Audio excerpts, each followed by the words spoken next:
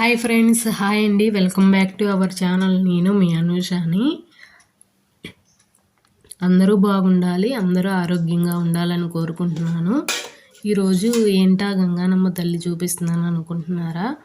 ఈరోజు ఆదివారం రోజు నేను గంగానమ్మ తల్లికి ఇలా పొద్దున పూట పొంగల్ చేసి సద్ది నైద్యం చేసి పెట్టానండి. అలానే సాయంత్రం కూడా గంగానమ్మ తల్లికి భజన చేయించుకుందాం అనుకున్నాను. ఇలా పొద్దున పూట ఏంటంటే ముందు ప్రసాదాలు పొంగలాను ఇది సద్దినైద్యం రెండు చేసి అమ్మవారికి పెట్టి చీర జాకెట్టు నిమ్మకాయలు ఇవన్నీ నిమ్మకాయలు కూడా గుచ్చి దండలు 2 దండలు వేసి వచ్చానండి. ఒకటేమో గంగానమ్మ తల్లికను రెండోదేమో పోతురాజు స్వామికి వేసి చీర కూడా ఇచ్చానండి. ఇంకా నేను వెళ్ళే టైంకి పంతులు గారు కూడా ఉన్నారు, చీర కూడా కట్టారు.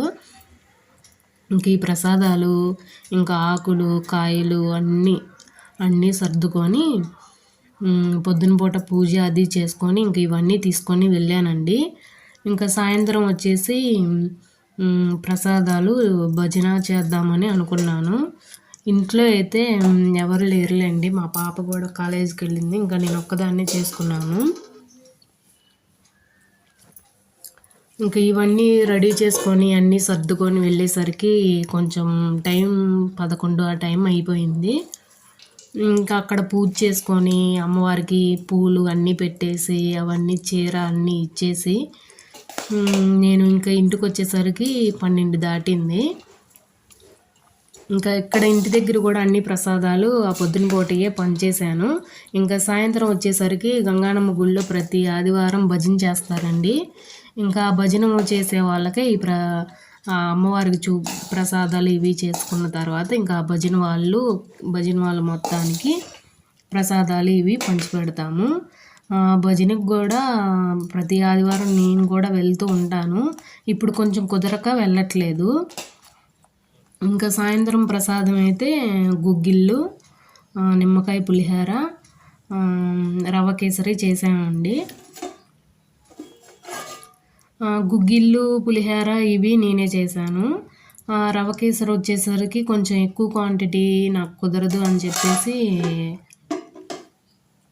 ఈ భజన చేసే వాళ్ళలోనే మా అక్క ఉందిలేండి, ఝాన్సీ అక్క, తనని పిలిచాను, తను చేసి వెళ్ళింది. ఇంక ఈ 2 అయితే ఇప్పుడు నేను చేసుకుంటున్నాను.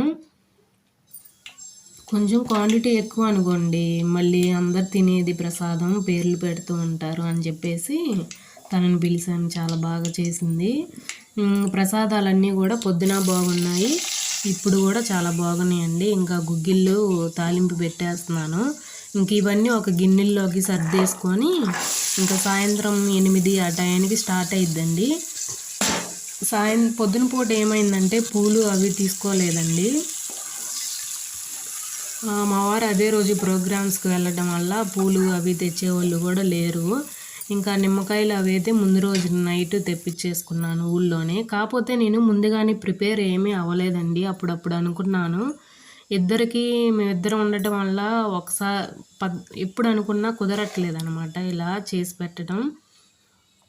అందుకని ఇంకా ఈ వారం కుదిరిందిలే, ఇంకా అలానే డిలే అయిపోతుంది. ఎప్పుడో దసరా అప్పుడు అనుకున్నామండి చేసి అమ్మవారికి పెట్టు. ఇంకా సాయంత్రం బంతిపూలు మాలలు అవి తెప్పించాను. ఇంకా అవి తెప్పించినవి అన్నీ సర్దేసుకొని ఇంక ఈ ప్రసాదాలన్నీ కూడా అన్నీ గిన్నెలోకి మార్చేసుకున్నామండి. ఇంకా తర్వాత ఇంకా స్నానం చేసేసి ఇంకా అమ్మవారి గుడికి అయితే వెళ్ళాము. ఈ శారీయేనండి నేను తెచ్చింది, కట్టారు. ఇంకా పూల అలంకరణ అన్నీ చేసేసి అమ్మవారికి ప్రసాదాలన్నీ పెట్టిన తర్వాత భజన కార్యక్రమం బిగిన్ అయింది. ఇంకా